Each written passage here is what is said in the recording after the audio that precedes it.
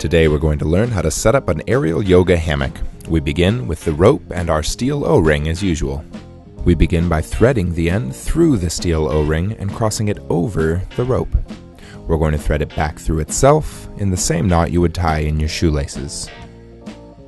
Crossing the tail end over the top of your fabric again, you're going to tighten the second knot up towards the O-ring, making sure you don't simply pull each end, but you rather tighten the knot up towards the O-ring as tight as you can. You're then going to continue this series of overhand loops, creating square knots that'll lie flush with each other, carrying the end of your rope over the top of your tail each time.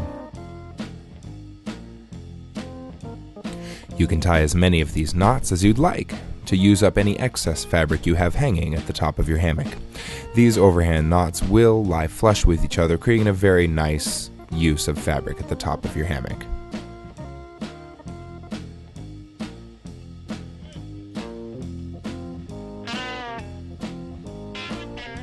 When you're ready to begin tying knots with your fabric, I recommend twisting it in such a way that it'll be easier to manipulate.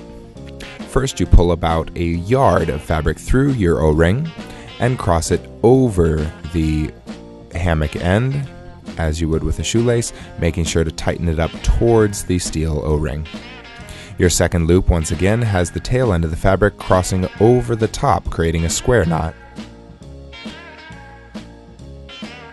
Tightening your knots as tight as you are able by hand towards the O-ring.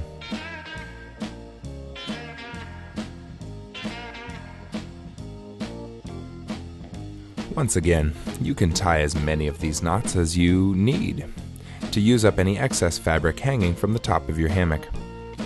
You just need to remember to tie your tail end over the top of your hammock, creating a square knot each time, tightening it up towards the top of your hammock.